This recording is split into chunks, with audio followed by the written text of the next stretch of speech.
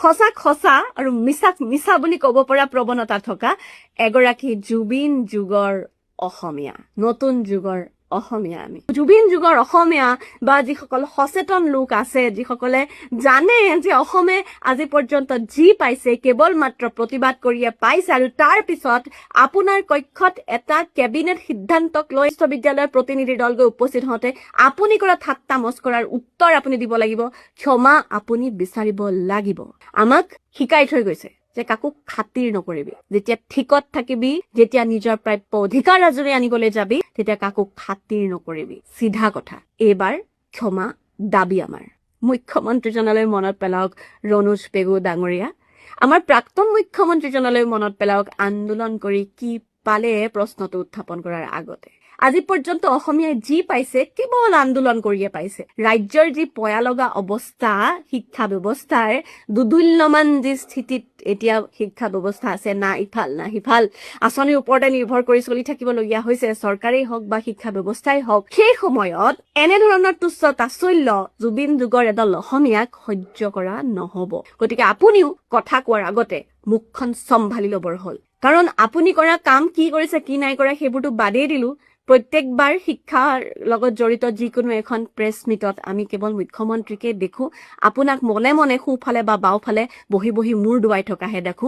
গতিকে তাৰ পৰানো অসমে কি পাব সেই কথাও আপুনি স্পষ্ট কৰি দিলে ভাল হ'ব ৰণোজ পেগু ডাঙৰীয়া। নমস্কাৰ, মই প্ৰীতি প্ৰিয়দৰ্শিনী, এগৰাকী সাধাৰণ নাগৰিক, কিন্তু এজন সচেতন ভোটাৰ, আৰু তাৰ লগতে সঁচাক সঁচা আৰু মিছাক মিছা বুলি ক'ব পৰা প্ৰৱণতা থকা এগৰাকী জুবিন যুগৰ অসমীয়া, নতুন যুগৰ অসমীয়া। আমি এটা ভিডিঅ' দেখিলো য'ত ডিব্ৰুগড় বিশ্ববিদ্যালয়ৰ এটা প্ৰতিনিধি দলে কিছু দাবী লৈ তেওঁলোকে খুব ভদ্ৰতাৰে শিক্ষামন্ত্ৰীৰ কক্ষত উপস্থিত হৈছে, আৰু শিক্ষামন্ত্ৰী ৰণোজ পেগুৱে ঠাট্টা মস্কৰা কৰিছে তেওঁলোকক, আৰু কৈছে যে প্ৰতিবাদ কৰি আজি পৰ্যন্ত অসমে কি পালে।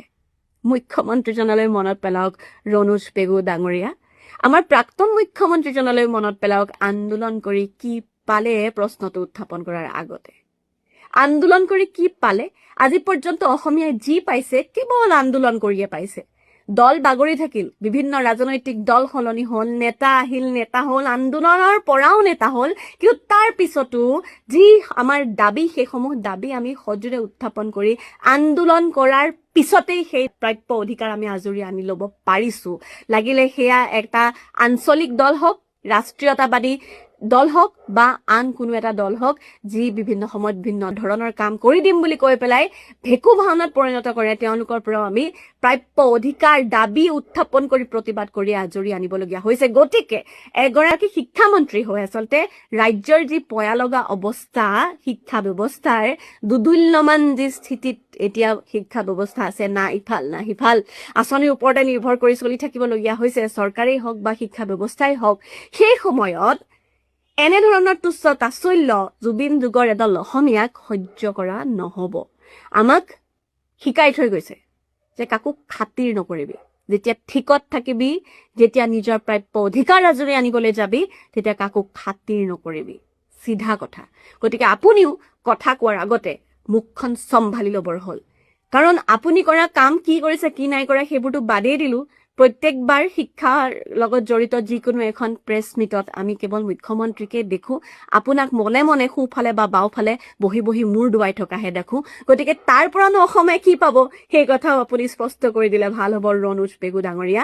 এই কথাটোৱে কিন্তু আজি বৰ্তমান সময়ত অসমৰ যিসমূহ জুবিন যুগৰ অসমীয়া বা যিসকল সচেতন লোক আছে, যিসকলে জানে যে অসমে আজি পৰ্যন্ত যি পাইছে কেৱল মাত্ৰ প্ৰতিবাদ কৰিয়ে পাইছে, আৰু তাৰ পিছত আপোনাৰ কক্ষত এটা কেবিনেট সিদ্ধান্তক লৈ বিশ্ববিদ্যালয়ৰ প্ৰতিনিধি দল গৈ উপস্থিত হওঁতে আপুনি কৰা ঠাট্টা মস্কৰাৰ উত্তৰ আপুনি দিব লাগিব, ক্ষমা আপুনি বিচাৰিব লাগিব।